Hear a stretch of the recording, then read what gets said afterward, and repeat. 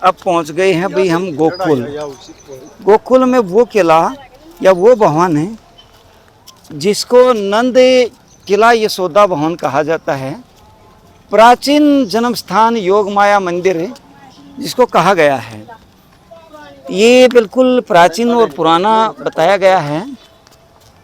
वहाँ से यहाँ आए थे मथुरा से गोकुल में, तो उस समय का ये बताया गया है। एक रास्ता इसमें यहाँ से आने का भी है, ये रहा।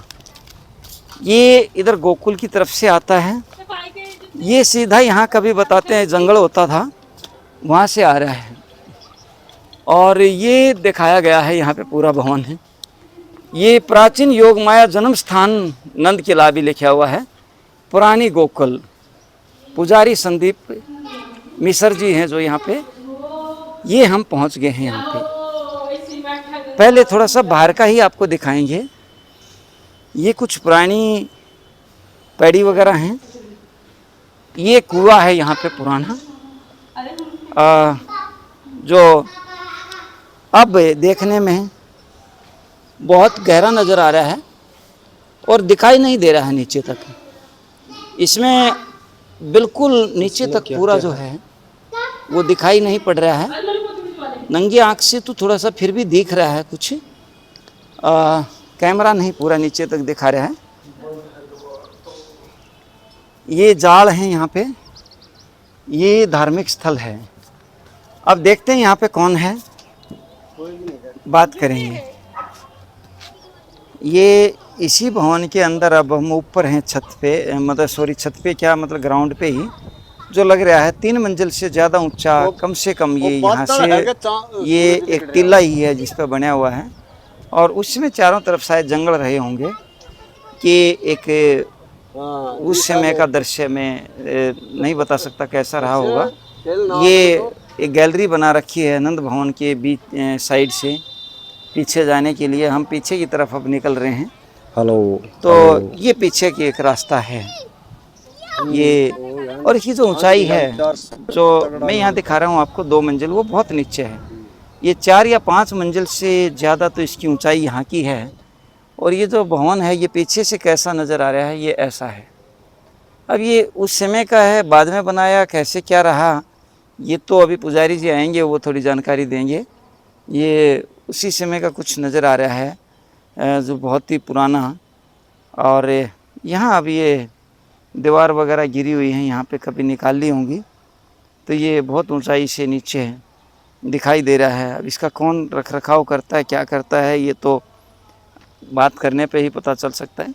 ये नीचे की जगह है यहाँ की। ये खेत हैं आजकल लोगों की, तो उसमें यहाँ जंगल वगैरह रहा होगा, भीड़ वगैरह रहा होगा, क्या रहा होगा।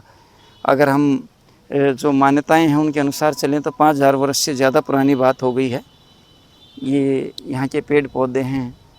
ये टीला है जो पूरा, और टीले के ऊपर ये भवन है।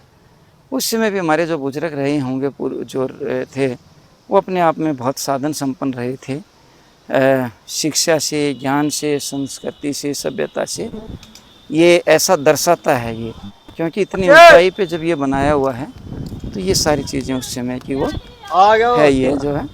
और अब ये यहाँ पे मिश्रा जी आ गए हैं, तो अब हम मिश्रा जियों से यहाँ पे मिलेंगे।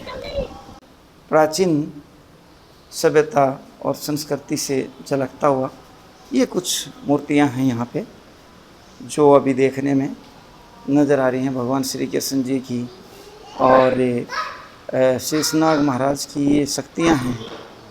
इधर ये भी मातृशक्ति है, कौन सी शक्ति हैं ये जानेंगे थोड़ा सा पुजारी जी से अब इनके बारे में।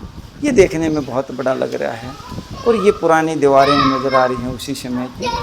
ये सभ्यता पुरानी नज़र आ रही है। ये यहाँ पे हनुमान जी की प्रतिमा है और ये कुछ मूर्तियाँ हैं जो देखने में भी लग रही हैं। और पीछे से जगह है, इधर दरवाजे वगैरह हैं, एसी भी लगा हुआ है इधर। तो ये उसका ये सारा जो है ये प्राचीन नज़र आ रहा है यहाँ से तो देखने में, जो कि ऊपर आज का अभी आधुनिकतम ये नज़र आ रहा है।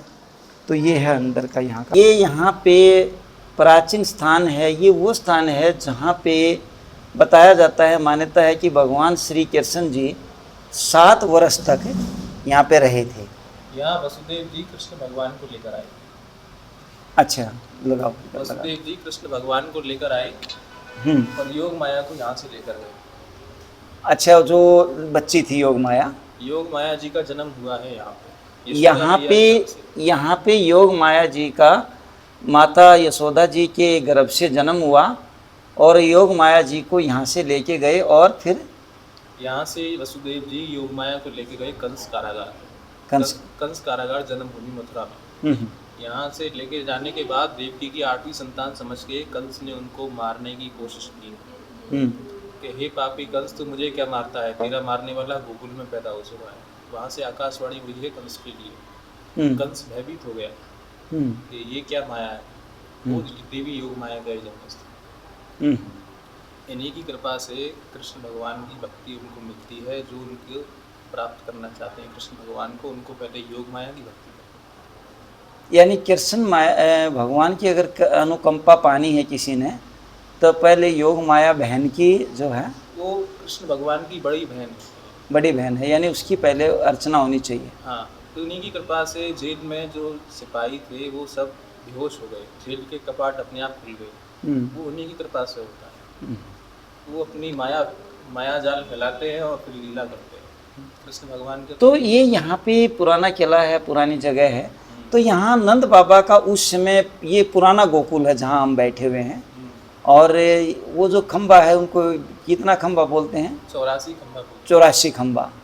उस खंबे की परिक्रमा करने से कहते हैं 84 कोस की परिक्रमा हो जाती है। हाँ, नंद बाबा यशोदा मैया बूढ़े हो चुके। तो कृष्ण भगवान ने कहा कि तुम 84 कोस तो लगा नहीं पाओगे। इन खंभों की परिक्रमा करने से 84 कोस की फल प्राप्त होता है। तब वो बनाए गए थे? बनाए नहीं गए, वो पहले से बने हुए। अच्छा, उससे भी पहले से बने हुए थे। कृष्ण भगवान का घर था एक तरीके से। ये बहुत बड़ा प्रांगण था उसका। अब सब टूट गया है। वो राजभवन है जहाँ राज सभा लगती थी उस टाइम पे। तो नंद बाबा यशोदा मैया यहाँ भी रहते थे, वहाँ भी रहते थे। एक बहुत बड़ा गढ़ था 7.5 किलोमीटर का। अब सब टूट गया है। मुगल शासन आया, कई शासन आए, उसके बाद में सब टूट गया। ठाकुर जी की कृपा है जो यहाँ दर्शन देखने के लिए आपको आज मिल रहा है। और कुछ आप बताना चाहेंगे थोड़ा सा? यही है इस मंदिर की जो प्राचीन लीलाओं का स्थान है ठाकुर जी की। 84 कोस में जितने भी मंदिर आते हैं उसमें मुख्य स्थान ये है। यशोदा मैया ने यहाँ पे ठाकुर जी को सबसे पहले झूला झुलाया, इसलिए गोकुल में झूला झुलाते हैं कृष्ण भगवान। तो ये यहाँ पे है, ये भी ये युगल स्वरूप देखा होगा हर जगह। यहाँ पे बाल कृष्ण है, वास्तविक स्वरूप है। ये प्राचीन जो भवन है इसको दोबारा फिर दिखा देते हैं, रह गया हो तो आप देख लें। ये नंद भवन जहाँ पे भगवान श्री कृष्ण जी 7 वर्ष तक रहे, ये उसके बारे में है। तेज़ हवा है, इस समय मौसम बदल गया है।